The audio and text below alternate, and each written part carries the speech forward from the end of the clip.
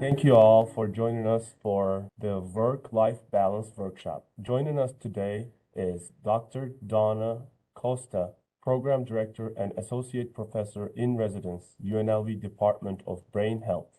She's going to discuss strategies for creating a work-life balance in graduate school and beyond when you are working as an academic or another type of professional. I'm going to hand it over for her to get us started. Thank you, Ege. And it's really a pleasure to be invited to do this. This is actually a topic that is very relevant to the profession I've been in for almost 50 years, that of occupational therapy. So I've been an occupational therapist since 1973. In March, I'll hit that 50-year mark.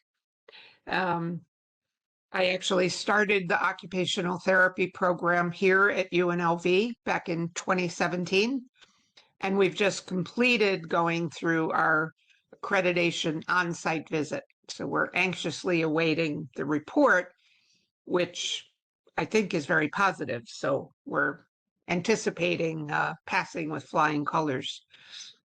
I think it's a little ironic, though, that we're talking about work-life balance during study week, when balance is probably the thing you don't have much of. I remember quite some years ago, I was teaching a course in what was called occupational science. And that's the study of how people occupy their time. What do we do every day? And I remember showing students a picture, which I couldn't draw on PowerPoint, but I'm going to try to hold it up. Now, can you see that circle? Yes, we can see it. Okay. It's work, leisure, and self-care. Right. And I remember telling the students, this is called a pie chart. We all have 24 hours in every day. And we can take all the activities we do every day, and we can divide them into one of three categories. Work, which doesn't necessarily mean paid employment, but anything you do that would be classified as a productive activity. So for a lot of you, that is work, but it's also being a student, or it's taking care of your responsibilities. Like maybe you have relatives that you take care of, or maybe you're a parent to children that you take care of. So all of that comes under work. Even being a volunteer comes under the work category. Leisure, of course, you know what that means, play, right? Anything that we do for fun, things that we do for enjoyment. That might be exercise, that might be hobbies, that might be cooking or baking. And then self-care, everything we do to take care of ourselves. And that includes sleep, right? See, sleep is really the ultimate in self-care. Taking a shower every day, grooming, hygiene, doing our hair, putting on makeup, etc. So you notice, now my drawing's not very good, but roughly there's 3 equal shaped pie pieces, which would suggest that in any given day, we spend about 8 hours on each of those. Well, I remember showing this to the students, and their assignment was to create their own pie chart, to make a list of everything they do every day, to break it down into one of the 3 categories, and then figure out how many hours of each they did and make their own pie chart. And they did that, and nobody in the class had 8 hours of each. And then they said, Dr. Costa, we want to see your pie chart. Well, I've been accused of being a workaholic. And as a program director, I do work a lot of hours, especially during accreditation. So my work is probably at least 15, 16 hours a day. So what goes out the window? Well, leisure, don't have time for that. I maybe get in 20 minutes of playing solitaire on an iPad before I go to sleep. That's about it. Maybe watching some TV. Self-care, No, I'd like to say I sleep 8 hours, but I don't. Maybe I get 5. Obviously, I eat meals. Um, but I'm sure that all of you, if I asked you to make a pie chart this week during study week, you're probably going to have a lot of hours under work, right? You're studying for finals, or if you're a TA, you're making finals, you're grading papers, you're meeting with students. And so you're probably getting very little sleep and leisure. No, you're going to save leisure for the semester break. So the goal is not ever to have 8 hours of each. Okay, that is not balance. The balance is, are you satisfied with how you spend your time? Okay, so in essence, everybody's pie chart looks different. So here's our agenda for tonight. Yes, there we go. We're going to look at work habits and communication and how COVID has impacted how we work and how we spend our time. We're going to talk about the importance of setting boundaries. And sometimes that means saying no to people asking us to do something. So I was asked for a meeting today from 5:30 to 6:30 my time. And I had to say to the person, I can meet at 5:30, but just for a half an hour, because I need to eat dinner before I start the workshop at 7. That means I need to cook dinner and then eat it and not wolf down my food in 10 minutes. And we're also going to talk about other ways to disconnect from work life so that we're not spending 24 hours a day on work. And we're going to talk about some strategies, which might include creating a workspace for ourselves. Now, I would hope that we could make this workshop somewhat interactive. I mean, I could talk the whole time, but I think it would be better if you shared something about yourselves. And there's a couple of ways you can do that.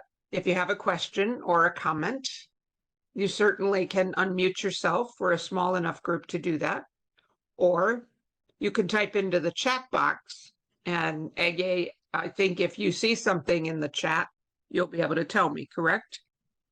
Yes, I will let you know immediately. Okay. But before we start, I'm wondering why people registered for this workshop tonight. I'm sure you had many other things to do this week. So what drew you to this workshop? Anybody? I wanted to learn how to find the work-life balance because I know that I'm not in balance. My pie chart is way wacky. Too much in the work, not enough in the self-care or leisure. Okay. Good. Thank you for that. Anybody else? Nicole said, I registered because I work too much and don't make enough time for self-care, and she needs to change that. That's a very Balance. common statement that I hear. Another student mentioned that balance is a moving target.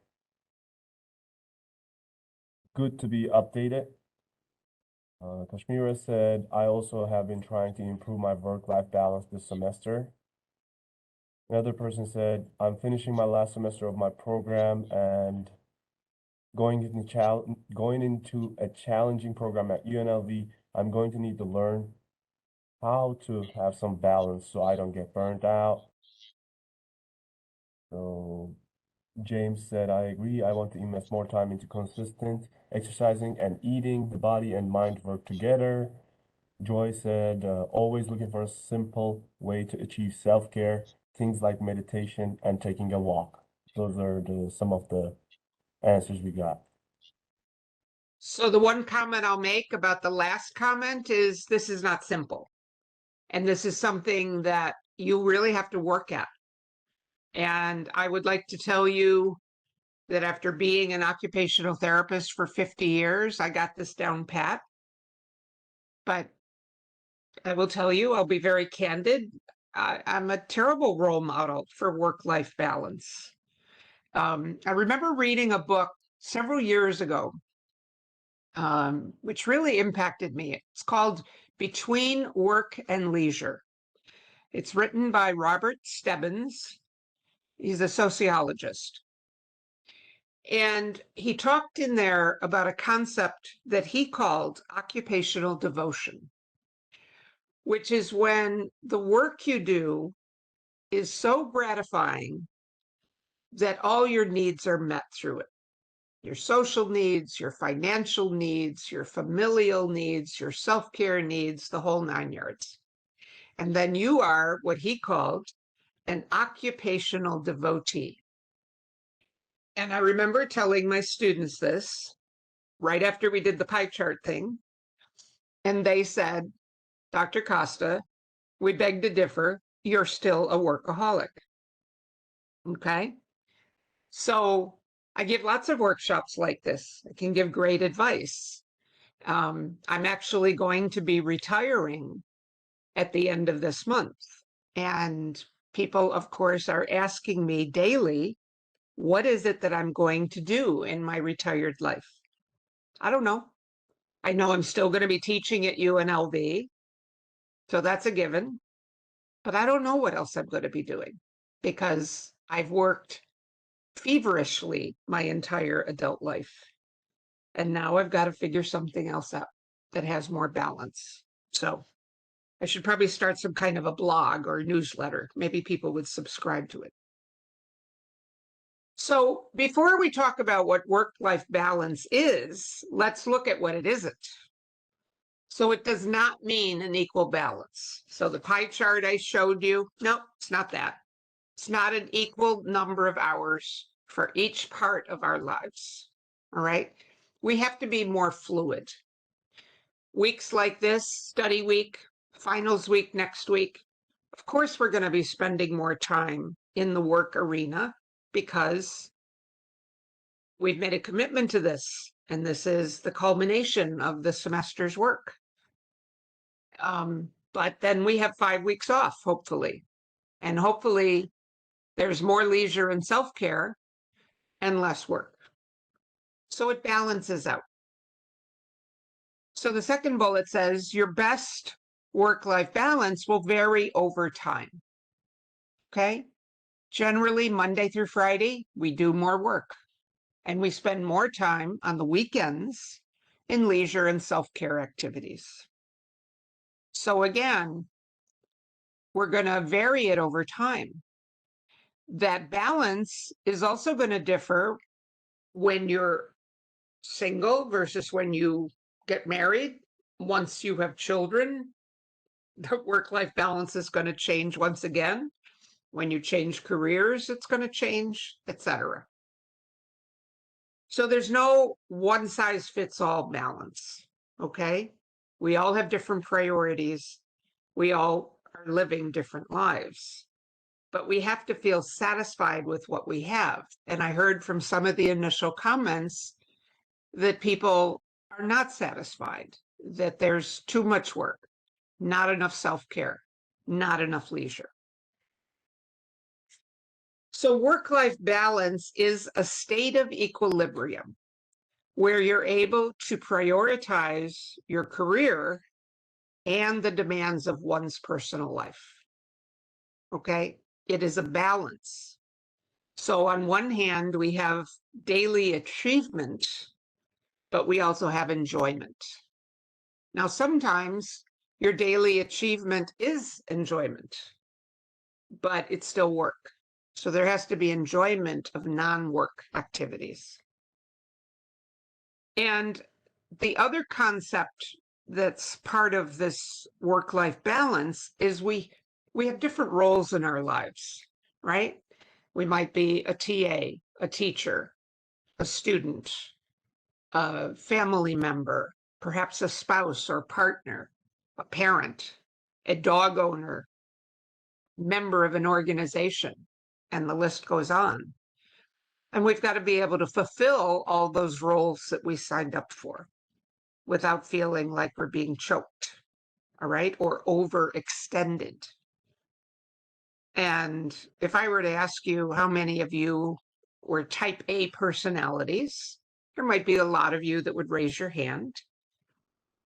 These are typically overachievers who oftentimes sign up for more than what they can actually do for lots of different reasons.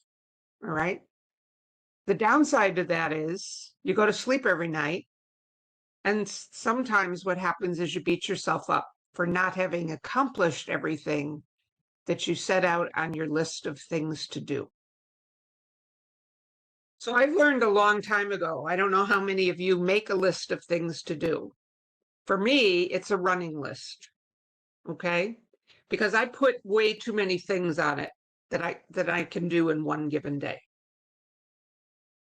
So as I go through the items, if I finish it, obviously I cross it out. And when things come up that have to be added, they just go to the bottom. So it's a running list. And I usually keep books, spiral bound books like this. This is a UNLV one. Notice it says finish on the front. And when I get to the end, I start a new book. So I don't feel defeated at the end of the day that I didn't get everything done on my things to do list. So that's important. So talking about balance means we've got to talk about well-being, and we've got to talk about the quality of our life. So well-being means really focuses on quality of life, which means we're happy, we're satisfied with our lives, and we experience good mental and physical health. Well, you know, since COVID, we're not doing so well in the mental health department. All right. The number of people with anxiety and depression has skyrocketed. It was pretty high before the pandemic. It's much higher now, to the point that our government has actually suggested that every adult in the United States should be screened for anxiety every time they go to a health provider. That's pretty significant. Okay. So when we talk about well-being, there are multiple dimensions of well-being. Quality of life is part of it. Physical health is another. Mental health is a third. So how do we perceive our position in life? Are we okay with how our lives are turning out? Okay. Are we satisfied with the goals we've set up for ourselves and the outcomes? When I came to UNLV in 2017, I made a commitment to the dean that I would start the occupational therapy program, get it up and running, and get it accredited. And when that happened, I handed in notice that I was going to retire. Okay, I've done my work and I'm satisfied with the outcome, but it's been a lot of work. So quality of life is going to be very different for people in the audience, for myself, for people you know, because again, we all have different lives. We have different values. We come from different cultural backgrounds that may value work, leisure, and self-care very differently. The one thing that we all need is support. We need social support. We cannot exist in isolation. And if we look at you as graduate students, you rely on various support structures, okay? You all have families, you have a network of friends, but you also have coworkers. You have faculty advisors, you may have mentors, You have your peers, other graduate students, and there may be other people in that mix of support, but they're really essential. There's been some studies that have looked at, well, how important is a faculty advisor to a graduate student? And it really, I would say, depends, right? Is your faculty advisor supportive of you, or do they kind of drive you with the whip and nothing is ever enough? Or are you totally aiming at pleasing them all the time? And if they're not happy, you're not happy. So who we rank the highest in our support system, again, is going to vary for each one of us. But the support, we don't want one mentor, right? I have a number of mentors, and I go to different people for different things. I'll go to this person if I'm considering developing a new program. I go to somebody else if I want some personal advice on a relationship. I go to somebody else if I'm having an issue that I'm struggling with. Okay. So, and I may need still another advisor if the issue is financial resources, right? Some of your mentors may provide hands-on assistance. They might review a manuscript that you've been working on, all right? They may help you with grading papers that students submit. And some of these support mechanisms can relieve our stress and reduce social isolation, unless we're working with someone who's not a very supportive support person, okay, who's very demanding. I remember having a boss years ago who was a psychiatrist. One would assume, as a psychiatrist, he understands mental health pretty well. I was at the time going through a divorce, and I needed 4 mornings off from work. I needed to take time off work to go see the lawyer. So it was 4 consecutive, I don't know, Wednesdays for a month. And after the second one, he had been looking for me that morning. And when I finally came in late, he yelled at me and he was pounding his fist on his desk and shouting at me, "How long is this divorce going to take?" Well, that wasn't very supportive, was it? Right? That added to my stress. He certainly wasn't very understanding. So there was a study done, and you'll find the reference on the last slide. It's really a good article. I would suggest you spend some time reading it once the semester is over. And this was, in this particular study, they asked graduate students to rank their top supports. And at the top were peers and friends, then spouse or partner or significant other, then parent or family member, then academic advisor, then other faculty, and then graduate program director. Now, there have been other studies that have ranked them a little differently. So a lot of it depends on the kind of university system that you're in, the kind of work you're doing as a grad student, what your other responsibilities are, et cetera. So again, faculty and advisors might be sources of support for grad students, but the relationship you have with the faculty advisor might not be supportive of work-life balance and well-being. They might be focused more on helping you to get the job done, while you're, perhaps dealing with a whole bunch of other stuff in your life, and you would really like some emotional support for that. And if anybody has any questions at any point, please just speak up or in the chat box, write your question. So if we have life balance, the activity pattern that we have every day has to enable us to meet these following needs. We have to have health and safety. If we don't have health and safety, we don't have a safe place to live, we don't have our health, we're not going to have much of anything else. We have to have relationships in our lives that are rewarding and satisfying. Okay?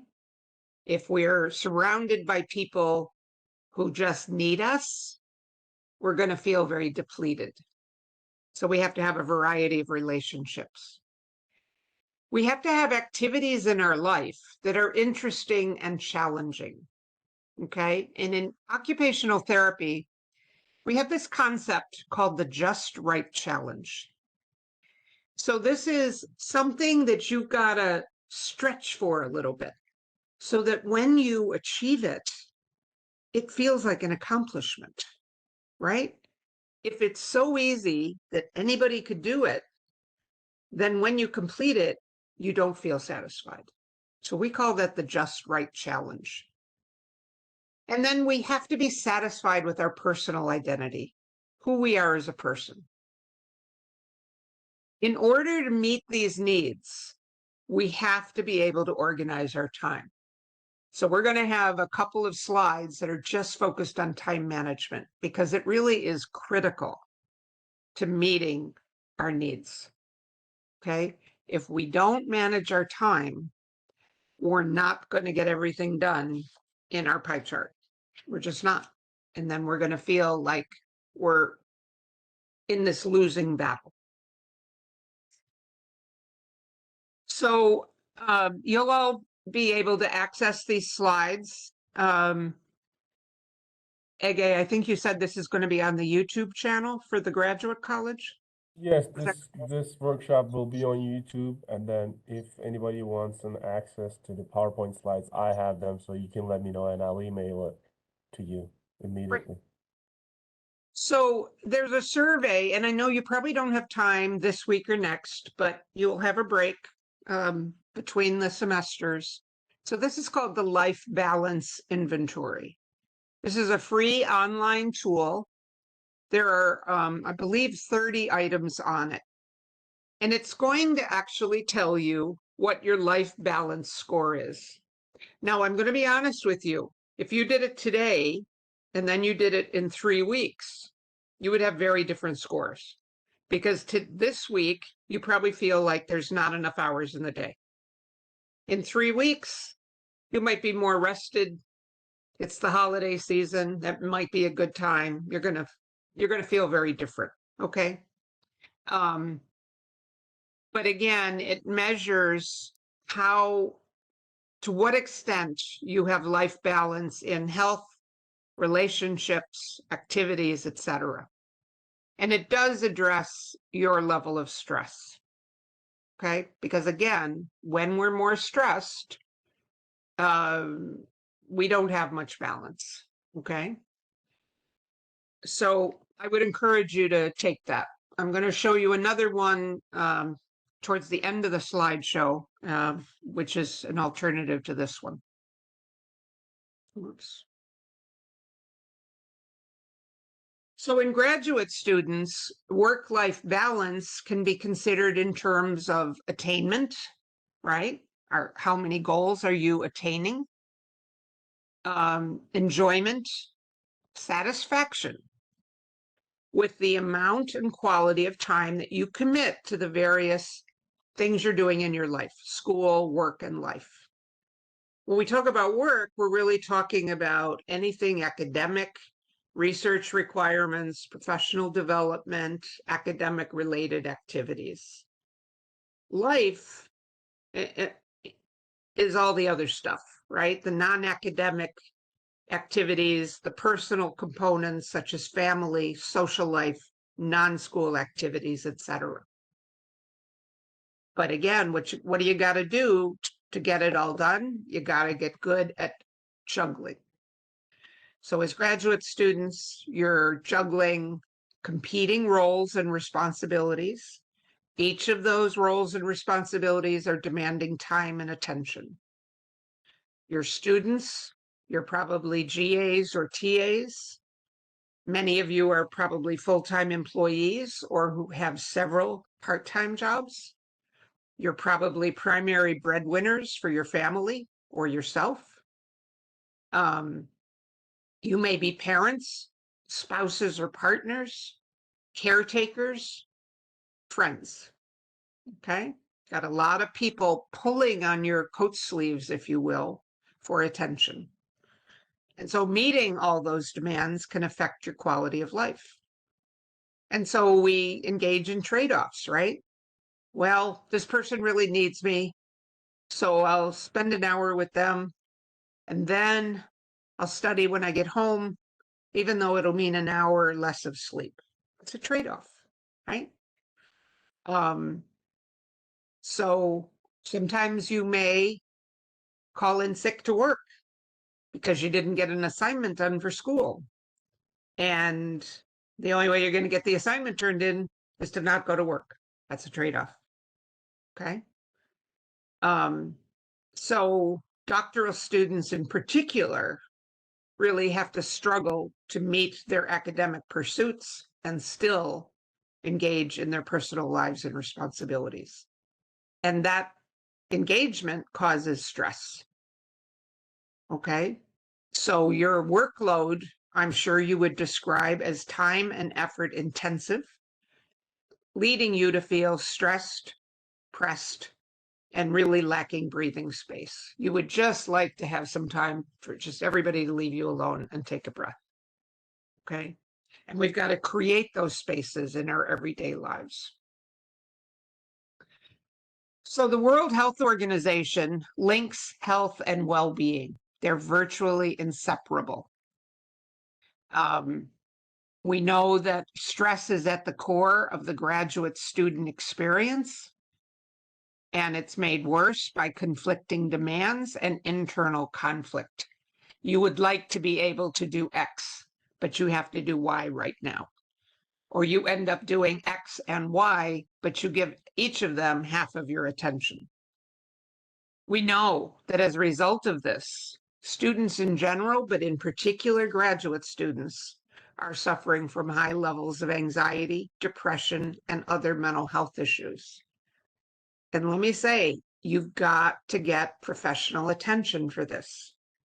I've counseled a lot of students who say things like, my family doesn't believe in that.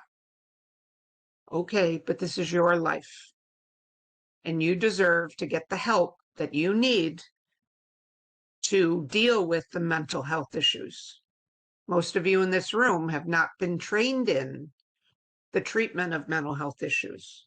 I'm a mental health clinician as a licensed occupational therapist. I've worked in mental health my whole career. And yet, when I was in practice and working as a therapist in a psychiatric hospital, I went to counseling every week because the stuff that I would encounter with patients rubbed off on me. And I needed somebody to help me sort that out. Okay, so the stress that we have from trying to get this thing called work-life balance has both physical and mental health effects. Okay, so we've got to make time to treat the mental health issues. We also have to make time to take care of the physical health issues, which may mean going for health screenings, checkups, lab tests, all of the above, right? Not canceling them because we have a paper due. We've got to take care of our physical health. So one of the things that's important to look at is what role does self-efficacy has? So when we talk about self-efficacy, that really refers to, do I think I can do this? Do I think I'm effective at what I do? Okay. And if I think I can do it, it's more likely that I'm going to. I don't know if any of you remember when you were children, perhaps your parents reading to you, or maybe you read the book yourself. It's a little engine that could. That's a really good book on self-efficacy in children's terms. The little engine that was trying to get up the hill didn't think he or she could do it. and then gets to the point where I think I can, I think I can, I know I can, I know I can. Being able to say, I know I can, that is self-efficacy. Okay. So when we have strong self-efficacy, we set high goals for ourselves.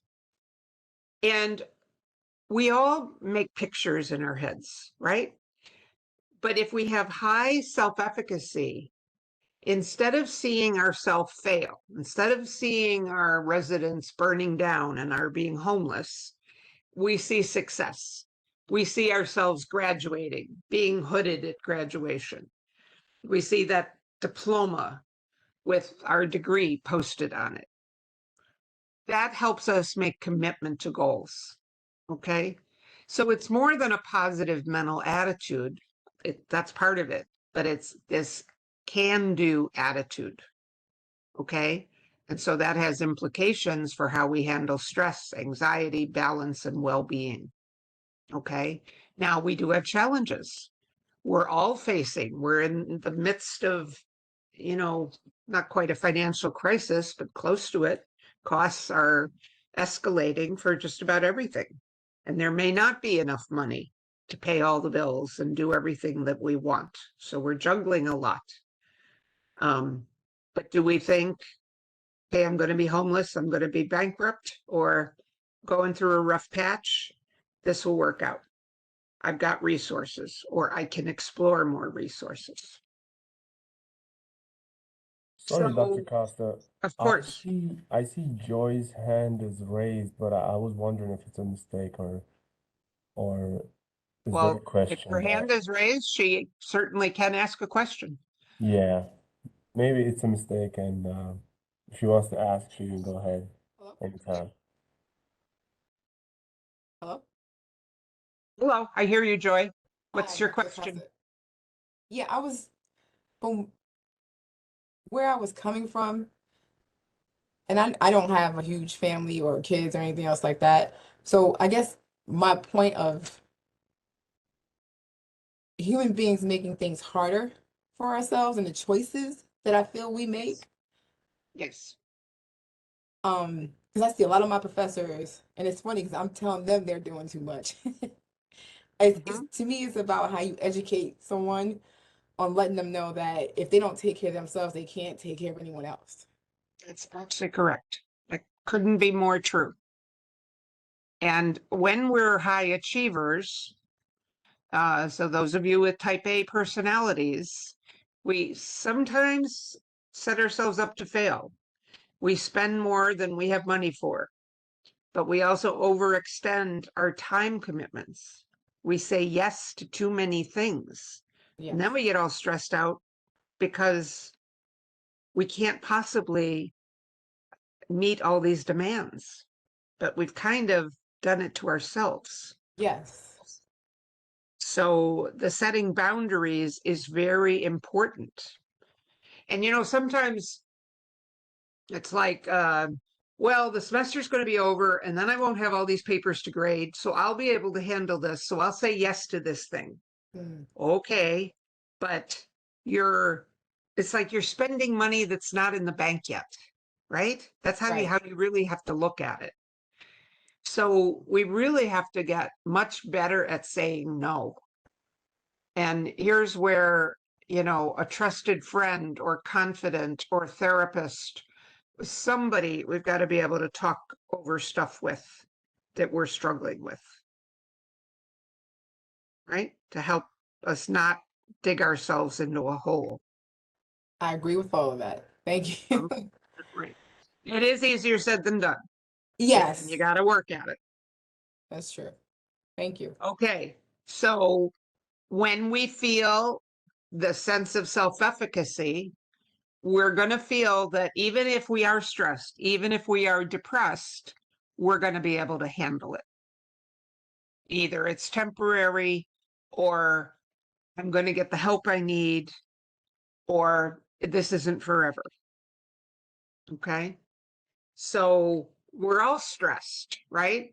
Years ago, we talked about stress reduction. We don't talk about that anymore because we're all stressed. Children are stressed, adults are stressed, older adults are stressed. So the best we can hope for is that we manage our stress and we develop more coping capabilities. Okay? That, when we are stressed, we know what can we do to bring that stress level down. If we don't feel we can meet our challenges, then we're going to have high levels of stress, anxiety, and depression. So there's something to be said for trying to develop positive mental attitude. I don't know what kind of habits you all have at night before you go to sleep, but for a lot of people, it's reviewing how did things go today? How many things did I not do on my things to do list? And one of the exercises I ask people to think about is something I call the 5-finger gratitude exercise. So you got 5 fingers, right? 5 things you're grateful for. Think about that before you go to sleep. Okay. If you do that every day, you're going to start turning around some of that negative thinking into something more positive. I said earlier, work-life balance, oh, wait a minute, going the wrong way here. Okay, time management, essential to work-life balance. We're constantly making decisions. Is this for me, against me? Do I do this or do I do this? But it is also one of the things that people find very difficult, and even more so for doctoral students, because we've got to manage time, priorities, roles, and responsibilities. Sometimes we're not aware of how much time we spend on things. And so it is helpful, painful, but helpful to actually keep a journal for a couple of days about everything you do in a 24-hour period. And by doing this, you're able to see, are there any times during the day that I'm wasting time? Could I combine some things? We'll take for an example, answering emails, okay? We all get more emails than we know what to do with. If we answer them as they come in, we're constantly getting interrupted from the work we're doing. And it takes us a great deal of time to get back on track. So the time management experts say we really should answer emails at certain times in the day. Some people do it once a day, some twice a day, some once an hour. You have to decide what you can handle. But if you're answering emails as they come in, you're constantly interrupting yourself and you're going to be losing the time management battle. Let's talk about COVID. What happened with COVID is our life routines changed significantly. Okay. Our social contacts were reduced. Most of us found it very difficult to engage in physical activity. Leisure activities were non-existent, and the time in front of a computer screen and TV increased for all of us. All right. People who were active reduced or suspended their work, started to work remotely. Students were learning remotely. And our sleep and sleep quality changed. And the boundaries between our workday and our home day changed because there was no separation. We were working where we were living. And so we just kind of were on demand all the time. So this has had a very negative effect on mental health and occupational balance. Some people liked remote learning. Some people liked remote working and have found it very difficult to go back for lots of other reasons. And that's another issue. Okay. But our lives were profoundly impacted and we lost. Some people lost social skills. Other people lost time management, lost the ability to interact with others, to set boundaries. So we've got to work hard at regaining what we lost and getting back to a healthier routine, almost starting from a clean slate and creating a new schedule for ourselves. There was an article published in a journal, which is in the reference section. Oh, why am I having trouble here? Change, and I'm just going to read this because I thought it was quite good. Changes in occupations caused by the pandemic did not spare university students who were forced to study hybrid or remotely. Some of them returned home from their place of study. Some lost their jobs. Young adults and educated individuals were found to be more vulnerable to mental distress. Research shows that students' mental health deteriorated during the pandemic. And in many places around the world, university students experienced increased stress, depression, and anxiety. Deterioration in psychological well-being and mental health was related to the disruption of educational, economic, and social life during the COVID-19 pandemic. And this was written by an author in another part of the world, in Poland, actually. And they looked at how educational life changed in all countries, not just our country. Okay. And we're still kind of reeling from it. We need to talk about stress and burnout. We've talked a lot about stress, but when one is under ongoing stress for a long time, then that can lead to burnout. All right. I never thought that students would experience burnout, but they do. All right. It's not just people who've been working in a job for 10 or 20 years. Okay. Burnout means you are emotionally exhausted. And so to cope with it, you kind of depersonalize. You just go through the motions because you got all these things to do, but you can't even afford to feel anymore because you're burnt out. And you have a diminished sense of personal accomplishment. So burnout is something you really don't want to have happen to you. So the next instrument I'm going to share with you, this is called a professional quality of life scale. And it's actually been around since around the days of 9/11. It was designed for professional helpers, whether that's therapists, teachers, morgue attendants, firehouse personnel, anybody who helps other people. We started giving workshops. I became a compassion fatigue specialist and gave a lot of workshops to people. So compassion fatigue is different from burnout. It has to do with, they call it the cost of caring. When you're working with people who are hurting day in and day out, some of that rubs off on you. So compassion fatigue is easier to fix than burnout is. By the time you're burnt out, you're kind of a lost cause, which is why you want to know what it is and how to avoid it. Compassion fatigue, you probably need a vacation. You need a break. So this is, again, a 30-item scale. It's available free of charge. It's available in multiple languages, and it'll give you a snapshot of how you're feeling right now. It's going to give you 3 scores.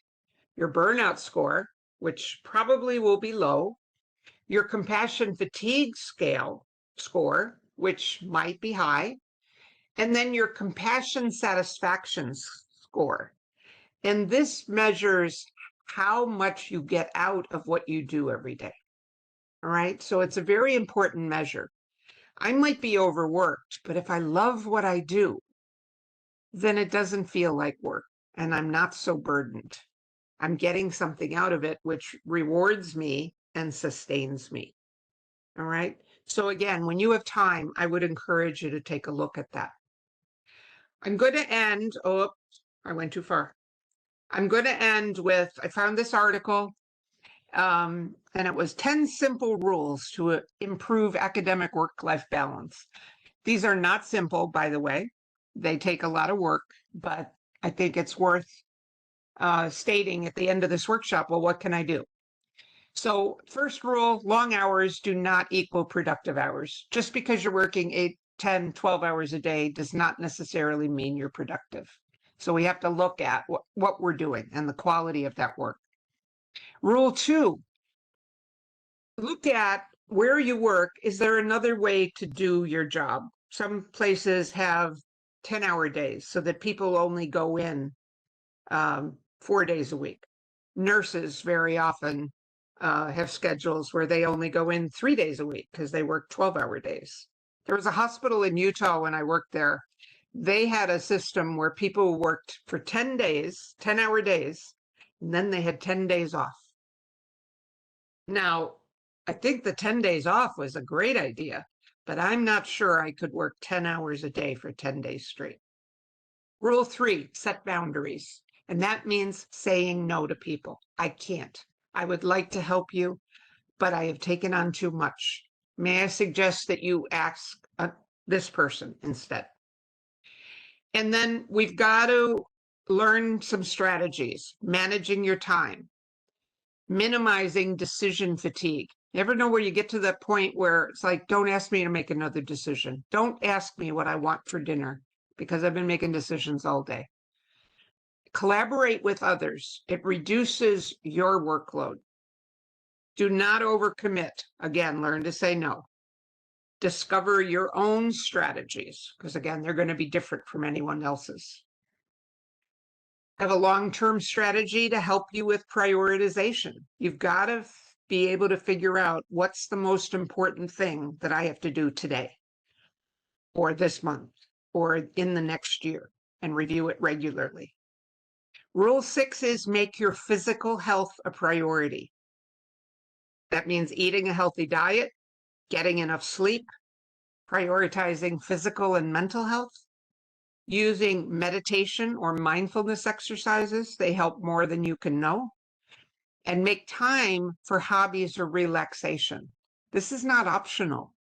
We need to engage in things that make us feel good. Rule 7, regularly interact with family and friends. They're essential to well-being. And Rule 8, this might seem counterproductive, but make time for volunteer work or similar commitments that are important and meaningful to you. If you don't have a job that gives you a lot of meaning, sometimes volunteer work where you're contributing to a cause is something that will make you feel good. And that's what we're getting at there. Rule 9, seek out or help create peer and institutional support systems.